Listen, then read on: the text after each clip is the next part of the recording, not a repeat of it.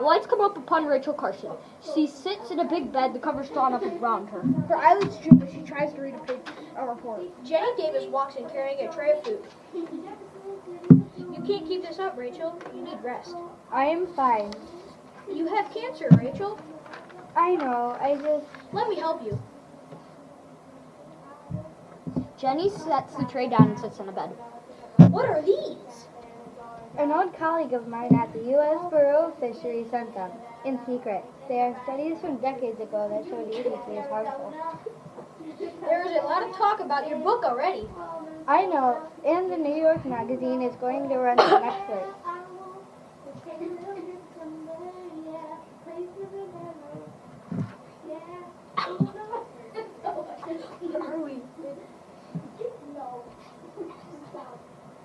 I have a feeling like your book is going to cause quite a storm. Are you sure you can manage this? I won't rest until my book is done, Jenny. I can't. There is too much at stake. If I do nothing more in my life, I must tell this story. Then I will do everything I can to help you. It is 4 years earlier. Olga and Stuart Huckins sip iced tea on their porch. Surrounding their house is a thick green forest. Birds chirp as a warm breeze gently rustles the trees. Suddenly, a loud whirring noise shatters the peaceful scene.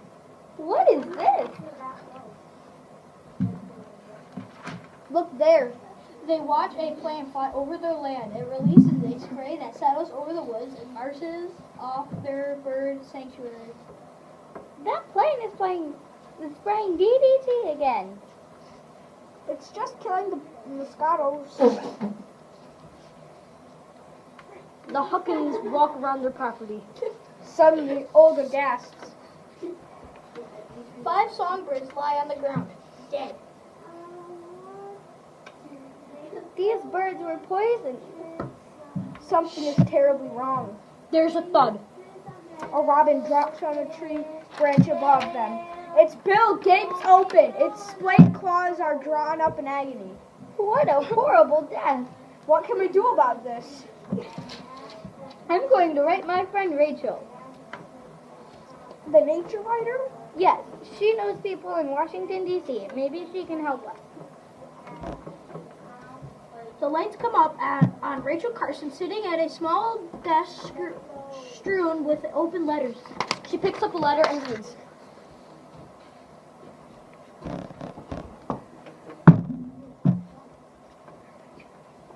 My dear Rachel, I do not know what to do. The birds in our sanctuary are dying because the state of Massachusetts is spraying DDT on our property, and without our consent.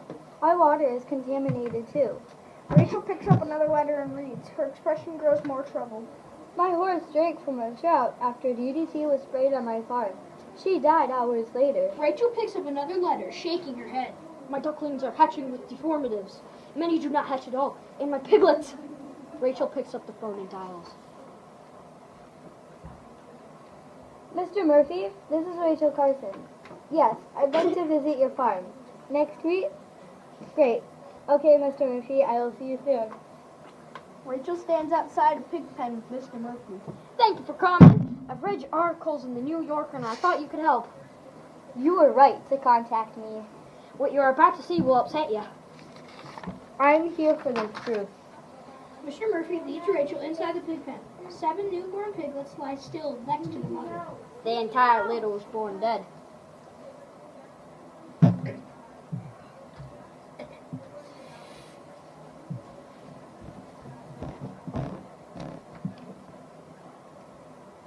How long has this been happening? 9 months ago, our farmer sprayed DDT. Since then, that one pig has been born alive. I'm going to do something about this.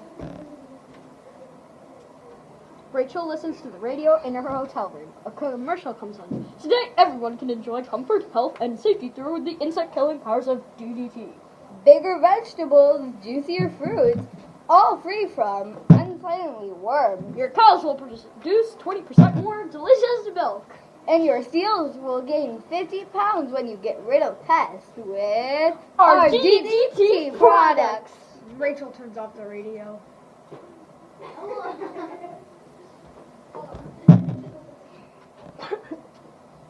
3 years have passed. Rachel immersed herself in research, speaking to doctors, birds, and insect experts, scientists, and farmers.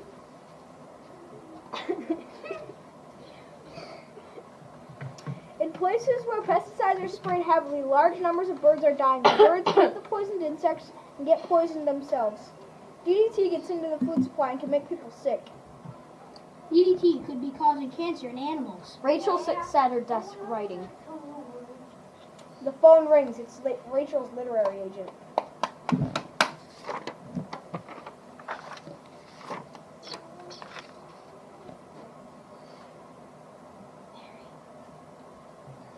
Good news, I have a publisher for your book.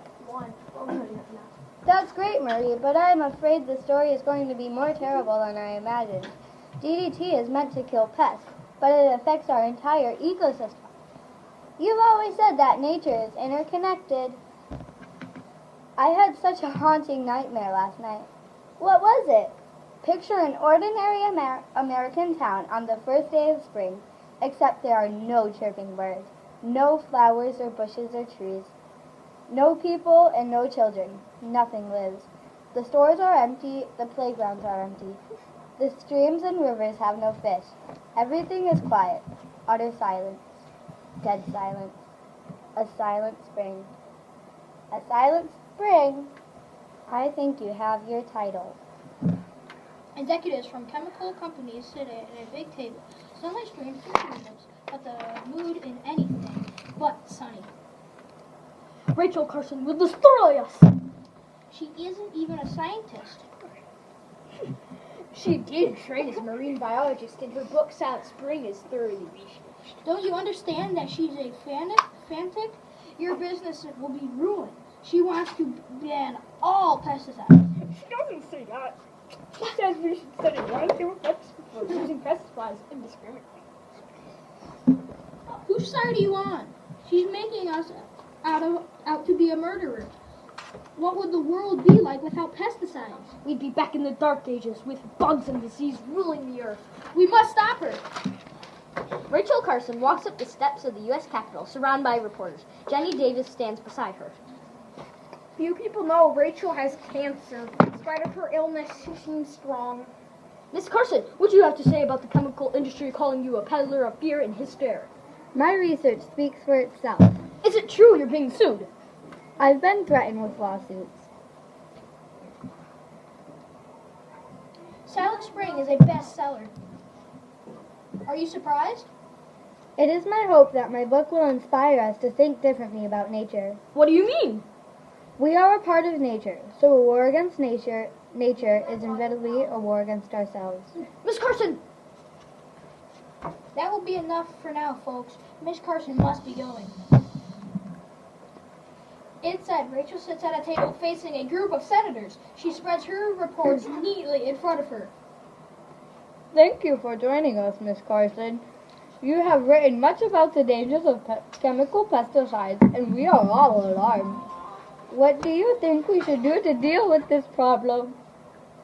Stop spraying pesticides over large areas and research other ways to control pests. But more than that, we need a way to protect American people from chemical hazards. By chemical hazards, you mean the aerial spraying of DDT?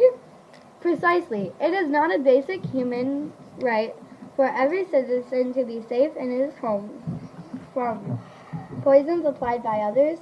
The hearing continues, and Rachel carefully answers each question put to her.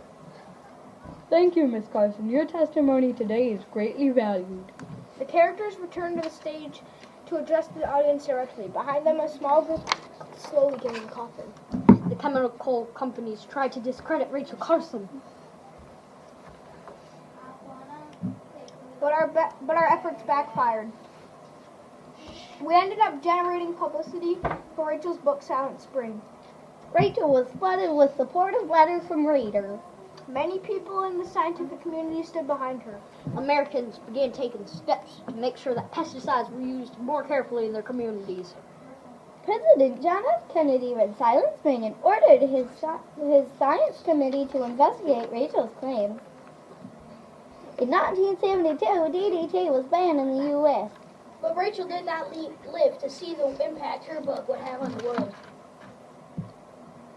She died on April 14th, 1964, less than 2 years after her book was published. Her legacy lives on through the Environmental Protection Agency, which was formed in 1970. The EPA's mission is to protect human health and make sure our air, water, and land are safe, and to make sure that no spring is ever silent.